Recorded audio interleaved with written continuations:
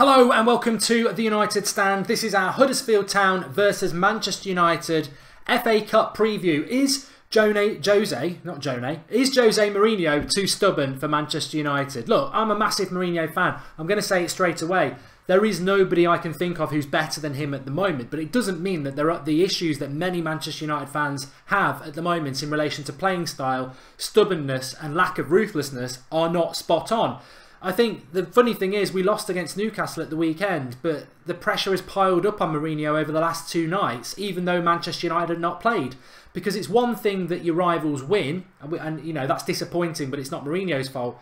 But what's compounded that misery and frustration for United fans is that Liverpool, Manchester City and Spurs especially, the way that they've played, going to Turin, playing Juventus off the park, Spurs, Liverpool and Man City, playing teams that we know they're going to beat, but absolutely destroying them with fast attacking football. That is the bitter pill for Manchester United fans to swallow, because we're not playing that sort of football. And the question is, and many of you have said it, and it's a valid point, it was said at the start of the season, what would you rather have? Boring football but you win a title, or great football and you don't win a title? Well, that point's become irrelevant, because we're playing boring football and we're 16 points off the top, and the team who's top are playing entertaining football. So this grinding out of results is not a good thing. And if you know anything about Jose Mourinho, this is what he does. This is what he did when Chelsea last won the title with him. Really good football till Christmas, grind it out from Christmas till the end of the season. Manchester United last year, we were okay until Christmas, and then we grinded out that Europa League. It wasn't great. And this season it looks like we've played some really good football, but we're starting to grind it out at the business end. And this is the problem that Mourinho faces. I and others can defend him and say he's the right man, which he is, but the stubbornness is a problem, because Mourinho's greatness, the reason Mourinho was always called the special one, is because he went opposite to what the majority said, and then when he won, he was the special one. That is what motivates Mourinho, proving people wrong. He's not going to change his mentality anytime soon at Manchester United. He's not going to stop playing Fellaini if he's fit. He's not going to focus on McTominay as the youth player that he wants to bring through. We talk about Tahith Chong, but actually he is not the sort of Manchester United. He's not the sort of player that Mourinho wants in his system. A natural wide man who that's his position is not what Mourinho wants. He wants to put centre forwards out on the wing who track back and work hard. He's not looking for an out-and-out winger. He said that about Pereira a couple of weeks ago. Yes, he's doing well for Valencia, but he's not playing in a position we use, a winger. So, you know, I would have Chong and Gomez involved at the weekend. The fans are crying out, look, if you're a marketing man, if you're a manager of Manchester United, it doesn't really matter. The fans at the moment are disillusioned and irritated and frustrated by the fact that we're 2 steps forward, 1 step back. That's fine. We are a club in progress. Mourinho took over from a total mess from Van Gaal and Moyes. But the progress is there, but the football that we're playing is not Manchester United. And that is what many people won't understand. And I think some newer United fans don't understand either. We are a club that has a United way. People want to dismiss it and say, oh, it's a myth. It's not. A week ago, we were remembering the Busby Babes, the 60th anniversary of that tragedy. We had a way then, 60 years ago. And every year after that, we've had a way that we try to play. And at the moment, we're not playing to that. We're not Stoke. We're not Everton. We're not clubs that, you know, they're just happy to be in the Premier League. We're Manchester United, and we have an identity. We have a way of playing football. And the fans are used to that. It's in our psyche, and it must be fed. And they won't put up with this. We won't put up with this. It's got to change. We've got players that can play a system that will entertain us. And actually, if you look at what's successful in the modern game at the moment, you look at Real Madrid, PSG last night, what a great game that was. You look at Man City, Spurs, Liverpool domestically. You look at Barcelona and other teams in the European football. Everybody's playing expansive football. Nobody's grinding out 1-0s. There aren't, you know, Mourinho's way isn't really out there anymore. Look at Simeone. He did well at Atletico Madrid. In recent years, it's disappeared. That style is dying. It's dying. It's not a football style. Something will beat the expansive thing. It goes in swings and roundabouts. But at the moment, this keep it tight, win 1-0 isn't working, because teams like Liverpool and Man City can smash you in 10 minutes and get 3 goals. And your Barcelonas. We saw it in the second half of the Real Madrid game just before Christmas. Teams that attack now can score 2 or 3 quick goals. So you trying to defend for 90 minutes and nicking a goal at the other end, it doesn't work. And we need to be adaptive to that. Like I said, you've got Chong, Gomez waiting to come through. We've got Martial, Pogba, Sanchez, Rashford, people like that who want to play expansive football, but they're being restricted in this pass it sideways, get men behind the ball. And that's the problem Manchester United have. Speaking specifically about the Huddersfield game, because that's what we're here for, I've entitled this video, I think I tweeted off Twitter actually, Deadwood United. I've actually called this video Mourinho's too stubborn. But I want to talk about the Huddersfield game, because Mourinho won't play the first team. But this, I tweeted this off my account, at Mark Goldbridge, if you want to follow me on Twitter, this morning. Because I thought about it last night, and I thought I'll put it out in the morning so people can get involved in the chat during the day. And the comment was that can't wait for the weekend for Mourinho to wheel out the Deadwood that's not going to excite us, the Daily Blins, the Matteo Darmians, the people who shouldn't really be at the club anymore, but he has to give them game time because they're on big money and they're part of the wider Deadwood squad, so that when he rests people because it's just a cup game, we end up with an even worse team than the first team, obviously, but an uninspiring, side-to-side crab football team. Play some of the youth. Put Chong and Gomez on the bench and you watch the excitement and buzz around Manchester United go up. But he's stubborn to that. So this is how, he may not line up like this, but this is what I mean about Deadwood, uninspiring United. Romero in goal, nothing against him obviously. De Gea probably needs a rest. Darmian at right back. Can't go forward, can't go back. Lindelof. I mean, I do want Lindelof to play. I do want Rojo to play. I do want Shaw to play. So I haven't really got a problem with those. Herrera, Carrick, McTominay midfield. I mean, Herrera's not been good this season and somehow has had it drilled into him, don't play a pass forward. Michael Carrick's 36 and McTominay, to quote what Mourinho said about McTominay, I can't quote it because I don't have it in front of me, but basically he said he's a player that does the simple pass and runs around, and that's a special player. I mean, that's, you know, Mata, well, Mata's just a bench player, isn't he? Rashford on the wing, great, and then Lukaku up front. That 11 to me is just not inspiring. It doesn't excite. It's not what Manchester United's all about, and this is the problem. And just stare at that for a minute while I say this. I hated Louis van Gaal as manager at Manchester United. I hated his crab football. I hated his two centre defensive midfielders sat in front of a back four. He made Daley Blind and Chris Smalling look like world-class defenders when they weren't. They were just protected by two centre defensive midfielders, which nobody does in the modern game. Biosphere says Mourinho is our biggest problem, he needs to go. Well, I don't agree with that. But the one thing I would say about Louis van Gaal is he was ruthless. He was ruthless. He got rid of the wrong players, but he was ruthless. He got rid of quite a lot of players. I think he got rid of... Was it on his watch that he got rid of McNair and Love to Sunderland for $6 million? But Welbeck, Chicharito, Van Persie, Nani, Raphael... to name just a few, he got rid of a lot of players that he perceived to be Deadwood. I think he was wrong. They weren't Deadwood players. We should have kept a lot of those players.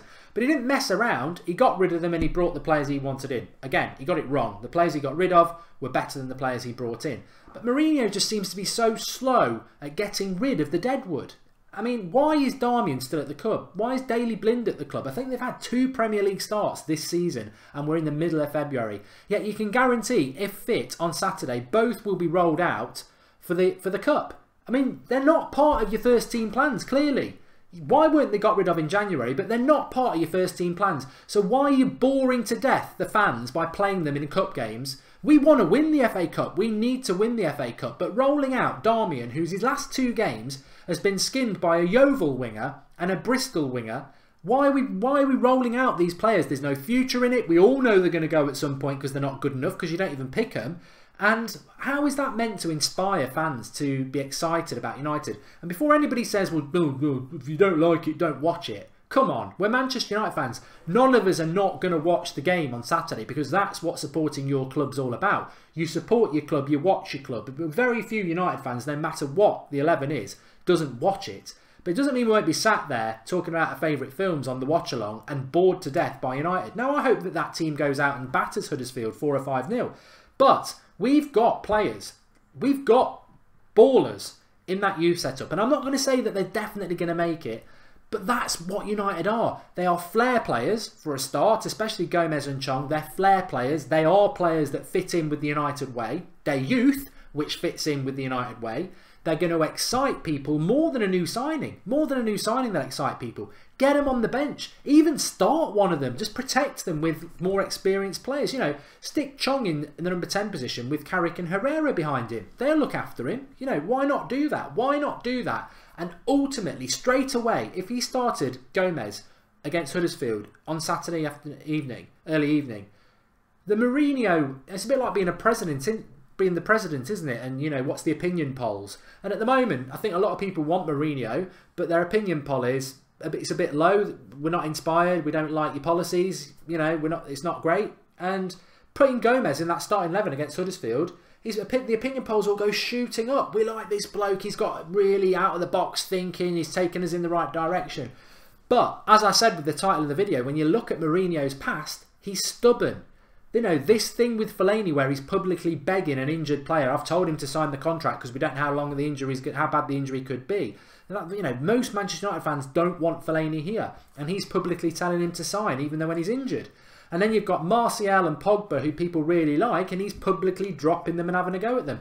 He doesn't having a pop at the Old Trafford crowd because they're quiet. I don't think Mourinho's got a problem with the fans, and I think he loves the job at Manchester United.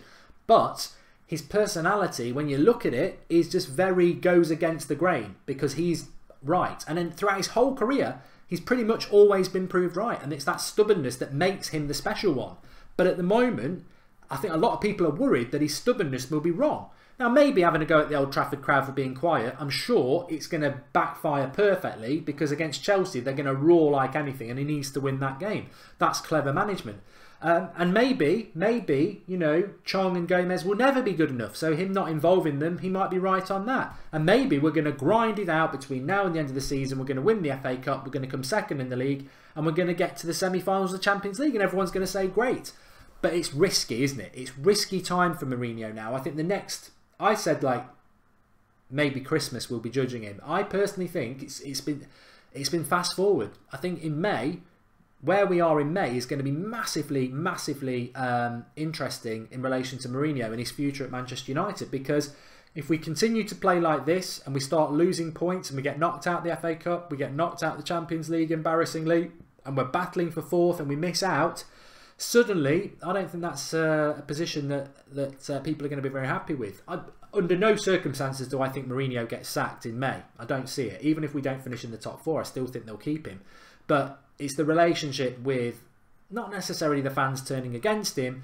It's the way we're playing football. And we have played really good football. I just think the tradition of Mourinho is taking over every year, pretty much, for the last few I've seen Mourinho, whether it's at Chelsea or United last year. From Christmas until May, it's about results. It's about shutting up shop, grinding out results. But we're in this new world at the moment where teams are very fit and they're on the front foot, and you just can't. It's very hard to keep a clean sheet in the modern game. So that defend what you've got and win 1-0 is gone. And as I said, it's why Atletico Madrid are struggling now, because that was the Simeone blueprint as well. Keep it very tight, frustrate people and get one goal up front. But you can't do it anymore because these teams are so relentless and so fast and so fit that they do grind you down, and they can have a couple of goals before you've even sneezed. I do agree with that comment there. That well, there's a comment here from Mark, Roy Keane for manager. I don't think Roy Keane as manager of Manchester United is a good idea, but he has come out with a couple of quotes today that are very good. One was about Pogba saying he's got to do more, and the second thing was about any team that's got Ashley Young in the back four is going to struggle. This is the second time he's had a go at Ashley Young in the last 5 years. I think he said it a few years ago. He said, if Ashley Young's a defender, then I'm a Chinaman. This is Roy Keane. So he's not a big fan of Ashley Young. The thing is, Ashley Young flatters to deceive, because going forward he's very good because he's a winger. You know, what he does from free kicks like he did against Watford and what he does with his crosses, they're winger attributes. And I think this is where we fall into the trap. With Valencia, he's very strong and he's a good right back and he's learnt to sort of play the offside trap and he's learnt to position himself well. With Ashley Young, even when he's going forward, if you've been watching him this season, he's still a liability down that left-hand side. We've seen Leicester do it to him. If he's up against the winger who runs at him, he's in trouble. Going forward, he does well, but that's because he's still a winger for me. And I think Roy Keane's figured that one out as well, that Ashley Young in the back four causes problems because let's be honest, he's not the tallest, and his positional sense is poor, and he's easy to run at. Effort levels are really good, but again, it's that sort of divisive opinion from Mourinho that, oh, I'll prove everybody wrong on Ashley Young. He's my first choice. I'll keep talking about Luke Shaw and how great he is, but Ashley Young's my first choice left back. And then in 5 seconds, he cost us a goal at Spurs. So that was what Roy Keane said about that. But fans are so fickle, aren't they, says Ian Hilgenderford. A bad result or two and the world is ending. Come on. No, I disagree with that. You know, obviously, every opinion matters. But I think the one thing I've always been an advocate of on this channel is that your opinion matters. You know, we had the lad on the other night, Daryl, saying, win, lose or draw, I love United. Well, we're all that, but win, lose or draw, we support the players. No, I've never agreed that. Why if United lose and the players don't turn up, should we all support the players? We've seen plenty of those results over the years where the players don't bother to turn up and we get embarrassed. Why should we love and support the players when they don't turn up? They're paid a lot of money to put on the shirt of Manchester United, the club that we support. If they're not good enough or they don't turn up, then they're open to criticism. That's the game that we play in, and it's nothing personal. That is just the way it is. And it's the same for the manager as well. There's a lot of issues around Manchester United at the moment because of the football. Even when we've been winning games against Huddersfield, it wasn't very good. So it is a concern, and we do need to rectify it. And we've certainly got the players to do it. I mean, the Alexis Sanchez, I saw somebody saying there, the problem started since Alexis Sanchez came. Well, the Alexis Sanchez signing has been very divisive, and I wouldn't be surprised if there are problems in the United dressing room at the moment. I wouldn't say it's like rebellion, he's lost the dressing room. I think that's always mythical paper talk. But, you know, most of us have worked in a working environment, and a little issue can sort of cause a little group of players to be a bit, have a little bit of, you know, issues with the management. And I'd say at the moment, Anthony Martial's probably very disillusioned. Player of the year for me, playing on the left wing, gets shunted out to the right wing. Sanchez is taking time to settle. I think the attack has been unsettled. I think Lukaku playing every game is not a good idea. Rashford's not a winger, and I think mixing it up with Rashford up front would be a good idea to give us something else. Lingard's not a number 10. So that's just 4 positions we've found an issue with, and that's our 4 attackers. To add into that, you've got Pogba, who's, you know, just not playing well at all. Matic, who's been poor for 3 months, or very average. And then the back 4 making mistakes. So to be second in the league is the brilliance of Mourinho, isn't it? This is why he's the right man, because for all the moaning about the way we're playing, we're still massively overachieving, I believe, when you look at the issues that we have. And that has to be down to the manager as well. As I said at the start of the video, there's nobody I can think of at the moment that you can change him for that's available. I do like Ancelotti. But I'm not Mourinho out, so I wouldn't change Mourinho. And whatever happens, Mourinho will be manager at Manchester United next season. I don't think that's the point I'm trying to make. The point I'm trying to make here is that on Saturday, we're probably going to see a lot of these players playing, and they're boring, uninspiring, had your chance, and you're going nowhere. You know, Carrick's not here next year. Darmian and Blind shouldn't be here next year. Will Herrera be here next year? Will McTominay ever be good enough? Is Rashford a winger? No. You know, it's just not inspiring when you look at what we could be using and the way we could be playing. I mean, we could change the formation. We could go 3 at the back. You could go Lindelof, Rojo and Blind could come in and be a back 3 with Shaw, and you could play Ashley Young as the right wing back. We could go with a 5-3-2, and straight away it's a more expansive side, but it's the same. I think the formation is wrong. I think the tactics are wrong. And I think we've become very, very mundane. And I think we will beat Huddersfield with that 11 I've just put out there. But it's not inspiring. The football's not good enough. The players are lethargic. I think we need to be ruthless. And when he's talking about 2 players in, 2 players out, that worries me, because I can think of 4 or 5 players who've got to go this summer. And I didn't think Smalling and Jones would be on that list, but I think they have to be now, don't they? And how do we make these changes? I think we need to be a little bit more ruthless. Pochettino will stay at Spurs. I agree with that comment from Af. Overachieving, yet you said we would win the league this year, and using the same LVG argument, he always wins the first 2 years. Nick Kalas. Nick, I'm just going to give you a little bit of a warning here. I don't manage Manchester United, and what I say doesn't necessarily happen. What I said is, I believe we will win the Premier League this year, And I based it on the fact that Mourinho always wins it in the first 2 years. But if you watch those shows when I was saying that last summer, I said, I'm only saying that we're going to win the league based on stats. When I look at this team, I still see massive, massive things that need improving. But I said we would win the league based on the fact that Mourinho always wins it in the first 2 years. Obviously, he's not going to do that. I based it on a stat. You know, if you base things on stats, then sometimes they don't come off because they're not real. Did we need Sanchez? Says Shane Goo. Look, Alexis Sanchez massively improves Manchester United. No issues with that. Ian Turlington says, with 3 at the back, Lindelof could come out and support the middle 2. The Lindelof thing is, I mean, we could talk all day, and I don't want to do that because we're live again at 8 o'clock. But the Lindelof signing is really weird. He was bad. He cost us 3 points at Huddersfield back in October. Then in November, with Smalling and Rojo, that back 3 was immense. We had our best period of the season in November with a back 3, and we went to Watford, who were banging form then, which seems wrong now, but they were really good at that time. We beat them. We went to Arsenal, we beat them. Defensively, we were brilliant, and we hit teams on the break, and that was with a back 3. Jones gets himself back fit again. Lindelof can barely make the bench.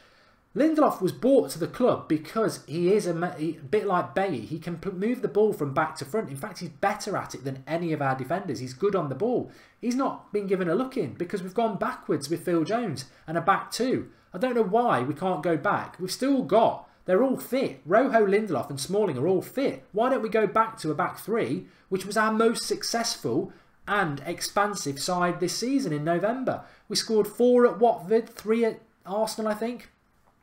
And we played with a back 3. And those players are available. I don't understand why we changed. Because he wants to shoehorn people like Phil Jones into the team. And, you know, Phil Jones can't pass from the back.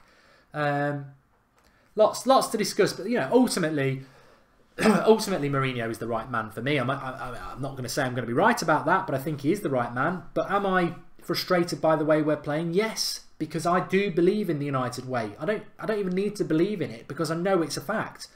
And it's an issue at the moment, and I hate saying this because I'm, you know, I do wind up rival fans. That's part of the joy of being a fan of Manchester United, is that you've got to back your club no matter what, and I don't want to accept any club is better than ours. But the reality is, to be honest with you, Spurs impress me more than Man City and Liverpool at the moment, which will explain why later on tonight. But the reality is all 3 of those teams are playing really good football and we're not. And that embarrasses me more than the bad results, because Manchester United should always be a club that everyone thinks great football. And it's not been for 5 years now. So that's the biggest worry. And the redundant argument of, yeah, but if you're winning trophies, surely you take trophies and play badly. But we're 16 points behind a team that is playing amazingly good football. 16 points behind them in February. And they're playing scintillating attacking football, and we are playing grind out football, and we are 16 points behind them. It's a big massive L on 2 levels. 1, it proves that attacking football is the way to play in the modern game, and 2, we're taking a massive L because we're watching rubbish football week in, week out, and we're miles off. It's I don't believe Mourinho's lost it. I just think he needs to adapt a little bit. At the moment, the way football is at the moment, the grinding out the 1-0s is not going to work. That's not the way football is at the moment. Teams want to play fast, offensive, pressing football, and it's working. And you can't defend against that for 90 minutes and then nick a goal at the other end. You've got to be quicker on the break, and you've got to be more expansive in the way you play. As we saw it with Juventus. They tried to do it against Spurs. It didn't work. They had to adapt. Yeah, that's what I think. But I do think we'll win at the weekend, but I don't think it's going to be a very exciting team. Unless he absolutely stuns us and brings Chong and Gomez into the squad, you know, I'll sit down and say, well done manager. And I think that's what he needs to do. He needs to adapt. Damien Hosty says, Fellaini is close to leaving, apparently, Mark. Yeah, well, the ridiculous thing about Fellaini leaving is, if he goes, and I don't think he will, if he goes, it will be the weirdest thing ever. Because, and this sort of encompasses everything we've spoken about. You've got fans wanting Manchester United to play attacking football. It's not a big ask. It's what we've done for the last however many years. And Mourinho not doing it. You've got fans wanting Fellaini to go and Mourinho begging him to stay. if Fellaini goes, he's basically snubbing Mourinho. He's basically saying, no, I'm off. And how stupid does that make Mourinho look if that happens? Because Fellaini, who he's publicly begged to stay, and fans don't want him to stay, he goes. So he takes 2 L's again. One from the fans because we wanted him to go, and one from Fellaini for snubbing him. So I don't think he'll go. I think Mourinho will be begging the club to pay Fellaini the money, because it's almost, you know, it makes him look silly if Fellaini goes, because we all want him to go, and Mourinho doesn't. For me, the big reason I want Fellaini to go is he was Moyes' first signing. He was the first signing after Sir Alex Ferguson left. And to me, he does symbolise everything that's wrong with Manchester United since Sir Alex Ferguson left.